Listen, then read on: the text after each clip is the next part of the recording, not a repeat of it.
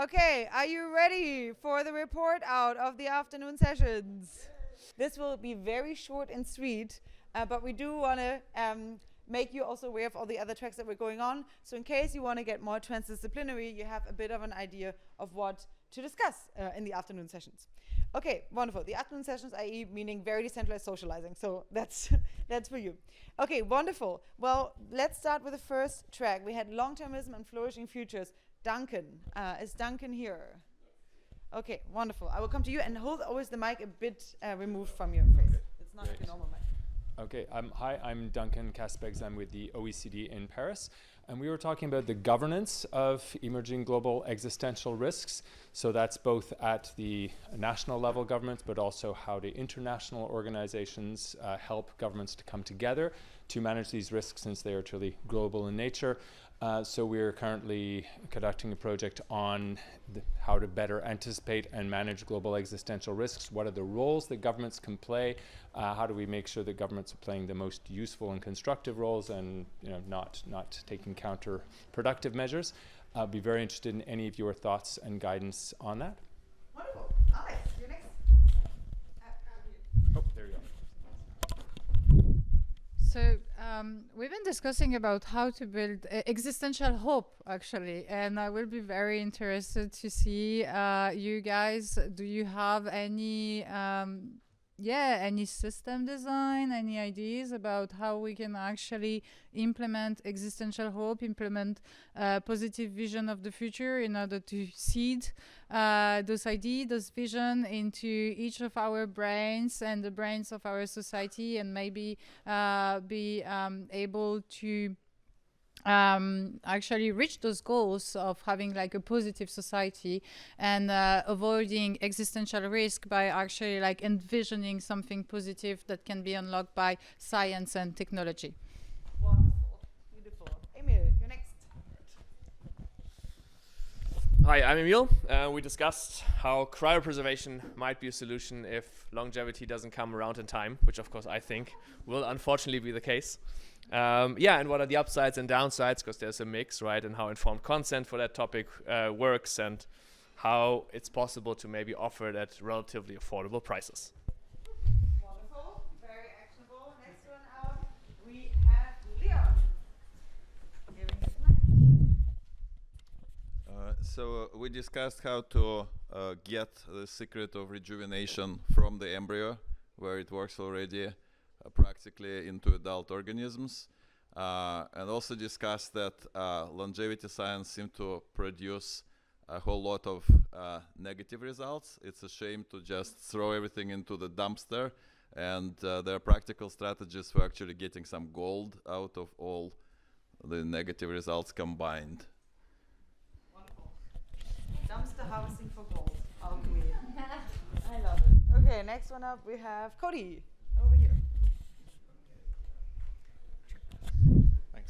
Hi, I'm Cody Rasmussen-Ivy, and I co-presented with Reason on bioelectrics, how it's the secret of life, and some of the positives and negatives of it, just what it is, since it's kind of a foreign topic to a lot of people, and just some of the stuff I've been working on lately.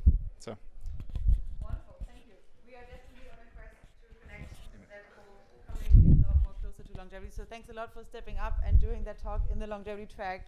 It's really much appreciated, Cody. And obviously the work that your lab is doing is absolutely mind-bending. Okay, Eric Benson, what was discussed on the molecular machines track? Okay, yeah.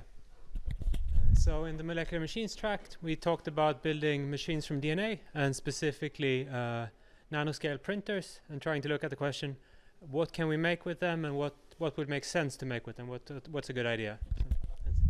Any good idea that you want to share? No. Oh, they are, okay, good. So it's soon going to be a product and we can buy it. I'm glad. Jonah, where are you? Jonah? Okay, we will come back to you later when you have arrived. Gian, over here.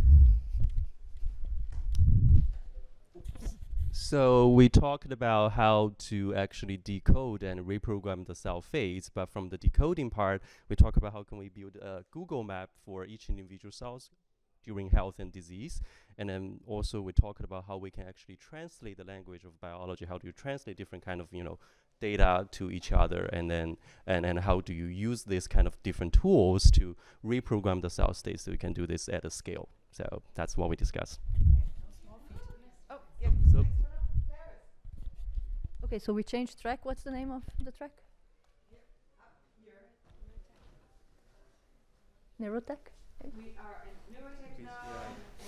Awesome. And that's me, right? Okay, cool. Hi, I'm Clarice. There is very compelling evidence that nature is using quantum effects to function and to function optimally.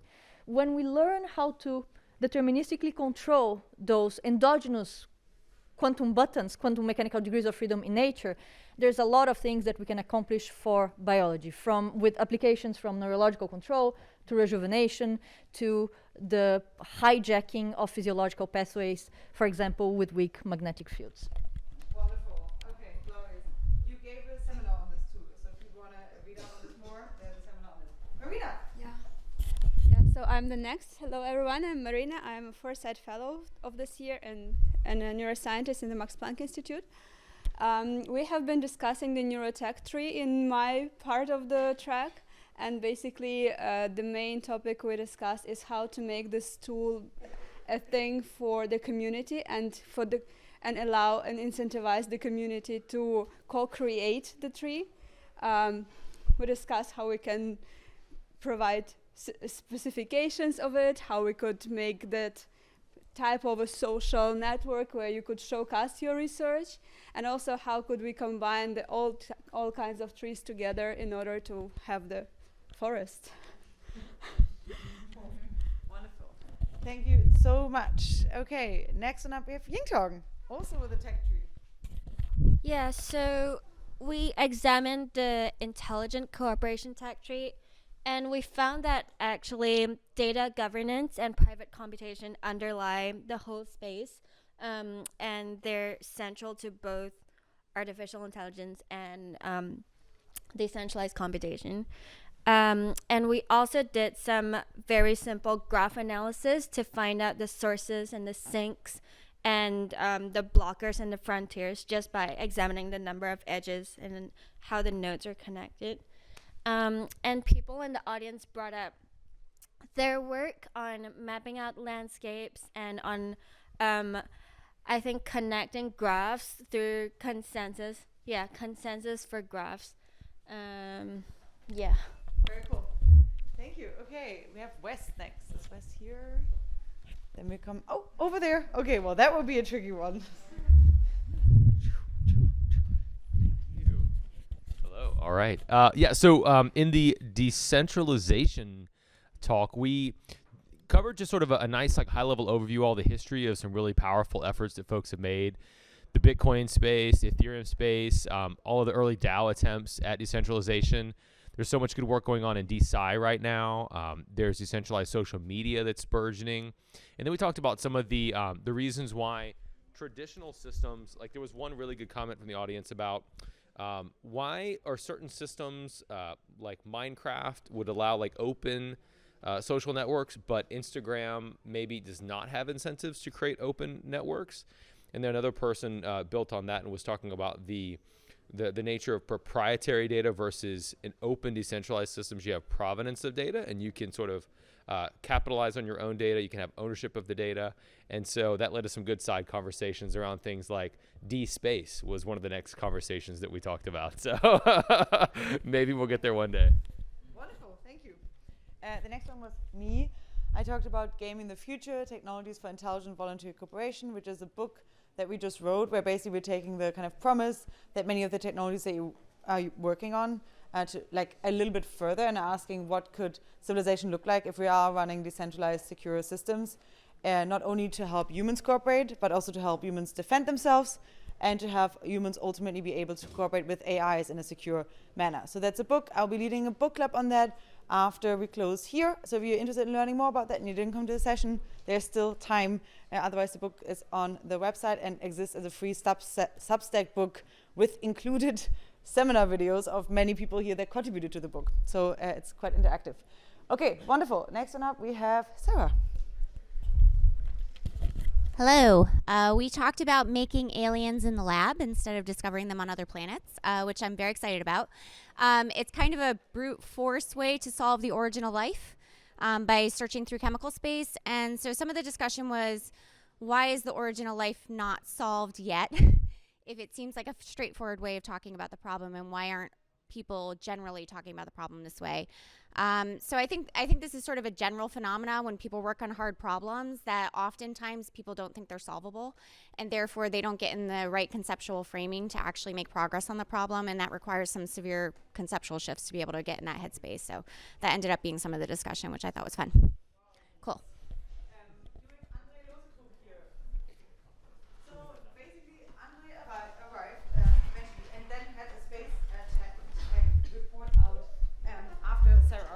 And so if you still want to meet Andre, then he's arrived now. See, he's here, and it's great because he's working on JEDI, which is like a European version of an ARPA. And I'm really, really excited about their project. They have wonderful challenges that they funded, really great projects, and they're really, like, I think, pushing ahead on funding fantastic things. And he talked about fusion, the sun in a bottle. So if you want to know more about that, he's now around, and I can help you find him. Okay, cool. Then last but not least, P. Is P around? P is at the fireplace talking about Where she? Would you like me to It's fine. No, she's doing an executioner version, and she is always stationed at the fireplace, so that's nice. And there is a execution workshop from 3 a.m. to 5 a.m. in front of the fireplace. 3 a.m., guys, to 5 a.m. in front of the fireplace for those who are jet lagged. Do we have Sam here? No? Okay. And then lastly, Alexandre, you are here. Wonderful. We can get to you. Okay, thank you. I'm Alexandre. We designed a specific experiment for this weekend. And we started from this image. I don't know if you can see it. Do you remember the Matrix movie? You have to choose between two pills. Which one do you choose? And according to your choice, you will find the wrong or the good way.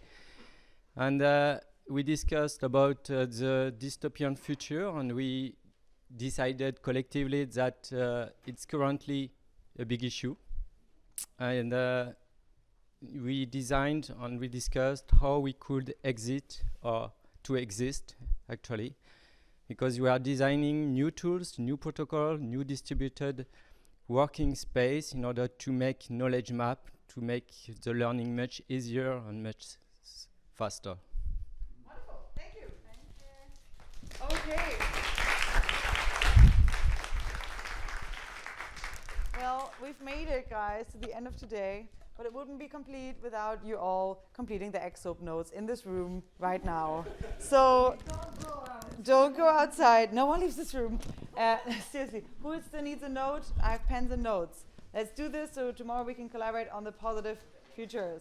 Okay, who here needs a pen and a note? Afterwards, I'll make an announcement of what happens next. So you should be staying if you want to know what's next. Let's give it 3 minutes, guys. Create the note. Hey, guys, listen up. Otherwise, you don't know what we do afterwards. Hey, guys. We have a logistics announcement afterwards, so you won't be knowing what we're doing if you now leave the room. And this will be the last discussion before dinner, so I really welcome you guys to stick around for it. Okay. Everyone? Okay, wonderful. So please fill out the exope note if you haven't done so. Tomorrow you will not... Hey guys, can I have a clap of hands? Clap once if you can hear me. Clap twice if you can hear me. Okay, good. So tomorrow morning we will be using these existential hope notes to create existential hope futures. And so you really, please fill them in if you want to be able to take part in the sessions tomorrow.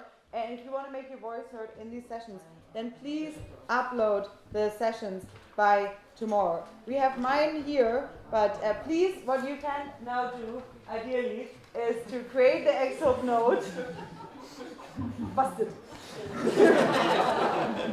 To create the existential hope note and leave it in the track next to the sign of that track or somewhere in that room where you want to be contributing to, then we will upload them and make sure that they're there. Please, please, please do this. And for all the speakers, if you have not added your slides, please find your MC host and they can upload that slide on the presentation too. Okay? Yes, question? How important is it that it's that room? It is not ultimately important, but we will structure them in the slide deck according to the room that they were in, so you have all the longevity ones there.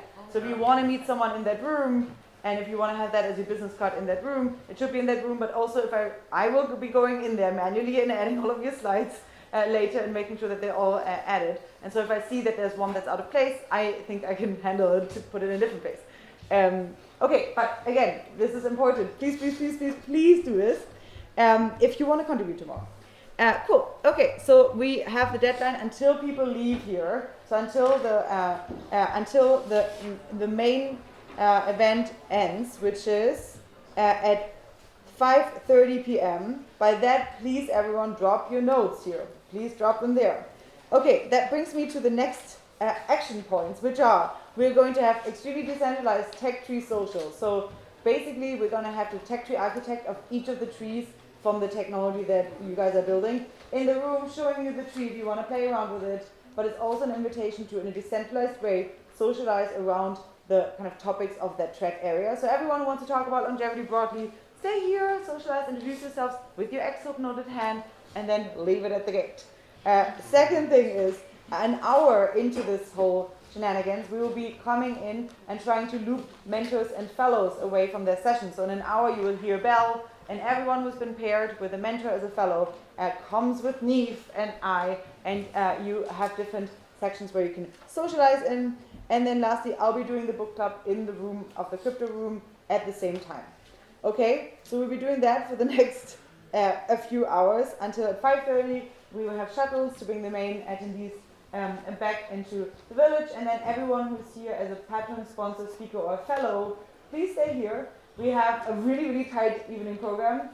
We have sunset aperitivos, and we're going to do lightning talks in parallel to a personal longevity discussion with Reason. So lightning talks will be in that salon starting at 7 p.m. and Reason and I will be doing a discussion about personal longevity and experimental approaches to solving this that we usually have once a month with our patron sponsors. So if you really want to get serious about your own longevity, I recommend you be here at 7 p.m. Great. And last but not least, we're going to have a Cyber Futures dinner. We're going to have the Feynman Prize Award ceremony. And then Alex, wonderful dad, Wojciech, is going to sing us an opera before we go into a more DJ-oriented evening after party.